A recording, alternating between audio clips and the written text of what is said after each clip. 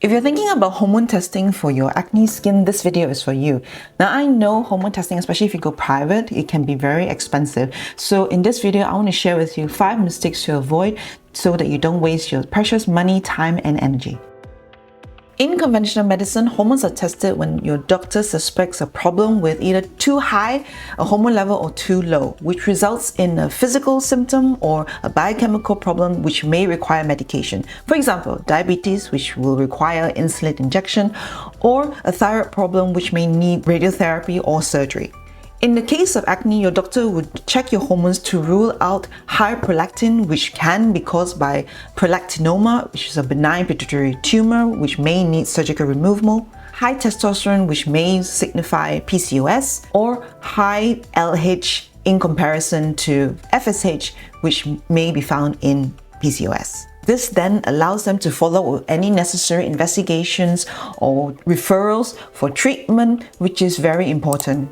The problem is it doesn't pick up every other hormone imbalance that can cause acne. And if you are within the normal range, you're most likely going to be told that your hormones are fine. And I know this is really frustrating because what is optimal for me is not necessarily optimal for you. You can seek out to have more comprehensive hormone testing privately, but I know that's very expensive and insurance companies don't always cover it. So to make sure you maximize your return on investment, make sure you follow these 5 rules. Rule number 1, don't just test anytime.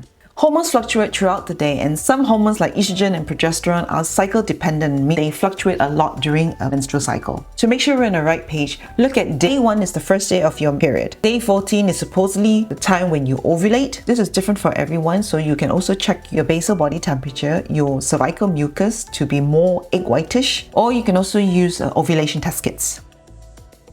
For acne, the best time to check is really between day 19 to day 21 of a 28-day cycle, or 5 to 7 days after you ovulate. In this small window, what we're doing is checking your estrogen levels in relation to your progesterone levels. You see, progesterone is your calming best friend. It helps to calm your skin, your moods, and helps your sleep. It's only produced during ovulation. Now, if you were ever pregnant and your skin actually improved during pregnancy, there's a very high chance that progesterone plays an important role in your clear skin because progesterone is produced in abundance by your placenta during the pregnancy. This also gives us an idea of estrogen dominance when you have too much estrogen, example after stopping the pill, or relatively low progesterone, so there is more of an imbalance, for example if you have problem ovulating. Apart from acne, this can also be associated with painful breasts, PMS, and facial flushing. This only works if you have regular periods. When your periods are irregular, blood tests can be a hit and miss. Only captures a snapshot of what your hormones are doing at a particular time. Rule number 2. Don't test while you're on the pill. Now, I know hormonal acne is often treated by the birth contraceptive pill. And you might be wondering if your hormones are out of balance with the pill. Now, when you're on the pill, it suppresses all your hormones. So doing blood tests or any hormone test will not be a true reflection of what your hormones are actually doing. The best time to check your hormones is actually 3 months after stopping your pill. Now, before you stop the pill, I would recommend preparing your body at least 3 months before stopping so that to minimize the risk of breakouts, which can sometimes be worse than when you started the pill. For more help on this, I link a video up here. The third rule is don't test singular hormones. For example, testosterone. You wouldn't want to just test total testosterone, which is what is often tested in conventional medicine. You also want to check free testosterone and SHBG, which is sex hormone binding globulin. Total testosterone is like all the cars in the world. Free testosterone is like moving cars. SHBG is like the lock on the wheels. When the testosterone is locked by the SHBG, it can't move or it's not active and it can't exert its effect.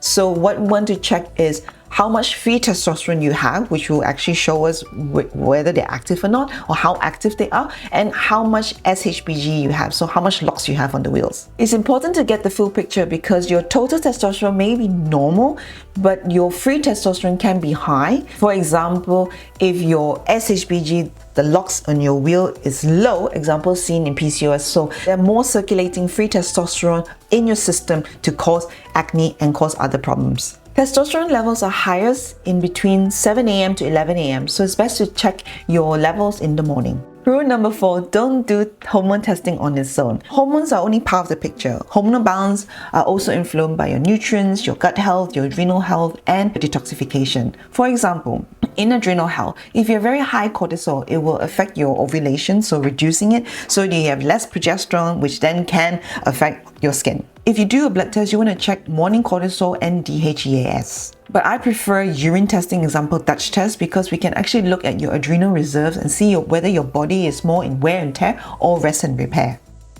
Rule number 5, don't just do blood tests. You can test hormones via blood, urine, and saliva. Each have its own pros and cons. Blood tests generally test total numbers unless you're specific, like testosterone. Blood test is a snapshot in time, and as we know, hormones fluctuate through the day and through the month, and so it will not always catch the very high or very low levels. It's really by luck whether you will find anything or if you are missing an important thing. Urine and saliva can sometimes be controversial, as it's often used by a naturopathic or functional practitioner. I personally use this because it gives us so much more information, gives us a better picture of what's going on with your body and find the potential root cause of your acne. Before you invest in any test, I would ask your practitioner, will these tests confirm or exclude differential diagnosis? Will these tests change the management plan? Will these tests help to monitor the effectiveness of the management plan? If you need help looking at your skin in a more holistic 360 approach, I recommend seeing an integrative skin or functional practitioner like myself who'll be able to take a more in-depth history and look at patterns in relation to your cycle so that we can gather as much information to piece in the puzzle for your skin healing journey. I hope you found this video useful. Any questions, let me know. Until next video, have a great day. Bye!